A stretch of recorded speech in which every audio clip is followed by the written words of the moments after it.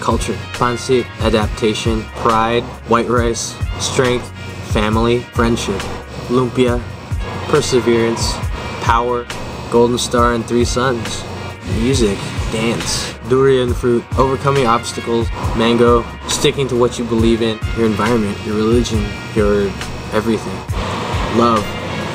You can't really box them up and say what does it mean to be Filipino? Well, it means everything, because my heritage and my ethnic culture is Filipino. I mean, I'm also American and I'm a hip-hopper and I have all these different cultures in me, but to be Filipino is just to be able to mix it all up, have the ability to adapt to whatever situation and location you're at, and to assimilate your life into it. To be Filipino is to be able to mix it up and make it your own. To take what's already there and make it for yourself. Being Filipino is not reinventing the wheel, it's just making a shinier rim for it. I would have to say yes and no. No, probably because they didn't realize that they did it, and yes, because I noticed that it happened. I'm not what you call like the most wealthiest Filipino, or I'm not really struggling to make ends meet. I'm kind of in the middle, where I'm kind of sitting pretty and I can pretty much do whatever I want without, without too much trouble. You know when they say this might not be your scene? That's right there. They're just sizing you up and telling you that, maybe you're not fit in for either side, or on both ends. I get it on both ends. Let's say I'm not cool enough to hang out with the wealthier kids because I'm too ghetto, I'm too Filipino, and on the other end, I can't hang out with some of the new Filipino kids, the new kids that are just like me. I'm too up on my high horse to even hang out with them because I'm too cool, I'm too whatever. But on both ends, they just kind of size me up. They size you up and say that you're not fit in. There's a point where people say you're either too Filipino or not Filipino enough, which is a really stupid way to look at it. So, to be discriminated, yeah, of course.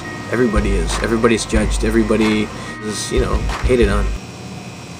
In one way or another, even if they don't realize they're doing it.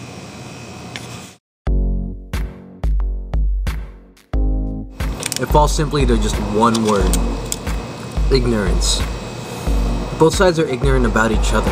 That's why there's two radical sides of the spectrum, where you have the straight up Filipino Americans, and then you have immigrant Filipinos. I don't want to call them fobs because that's not what they are. I don't really sling the word fob around very much unless it's with a core group of friends and for fun. I mean, it's an ignorant thing, but at the same time, I've been educated on all that shit. For one side, newly immigrated Filipinos have a really high sense of their culture in the homeland. They have they're in a way just a little bit more conservative, and they're not really assimilated into the American style of living yet. So that's kind of how they're not used to change, and they're not willing to change right away. That's kind of how the whole separation starts for that side, and it's not necessarily bad, not at all. And that's just how it is. When you move into a new country, you think that you got, you have all the opportunity, but you have to play the game to even get ahead in the game. So if you're just out there on the sideline, saying you're owed something because of how that country is, that's kind of messed up. On the other end of the spectrum, fil-ams, Filipino Americans, are usually more well-adjusted because generally they're the first generation born here, and they're born in the States, so their culture is completely American. They have the American culture ingrained into their lives, and if they haven't had any experience in, really living in the Philippines or having a more conservative Filipino style to life, they may not really even know it. It's hard to really say either which way. There is no right or wrong for what it is. They just don't know anything about each other, and that's just the damn of it, that both ends are just ignorant and they just haven't really educated themselves on each other's culture. That's why there's this separation. They stick to the familiar and don't really bother branching out to, their other Filipino brothers and sisters, That's just how it is.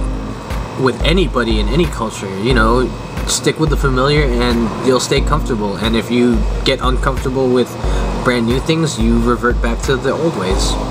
A lot of people are like that. There's always going to be separation, that's the thing. But here's what it boils down to. If you want to be someone who's not as separated from both ends, I would suggest just getting educated about both cultures. For myself, I'm kind of stuck in the middle where I'm not really associating with either radical. I tend to surround myself with like-minded individuals, meaning people who are kind of in the middle, where they recognize both ends of the spectrum, being, you know, an American-born citizen where you have American culture, but still understanding the other half of the your actual homeland culture of being Filipino. I've really taken the time to understand things like how my parents raised me, why they raised me the way they did, how I'm so family oriented, why I'm Catholic and I have so much superstition. I have Chinese culture embedded in me because of being Filipino. I've taken trips to the Philippines, so I generally have an idea of what it's like. I've lived there for 4 months, so I kind of get it, but you know, I still have so much to learn anyway, and I still have so much to learn about this American culture because it's like, I gotta learn how to play the game so I can hustle it, you know what I mean? I love it there in the Philippines and I love it here too.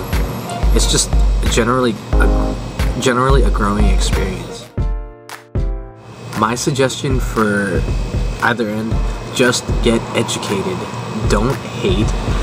Open your mind to the possibility that someone hates you for the exact same reason why you're hating on them.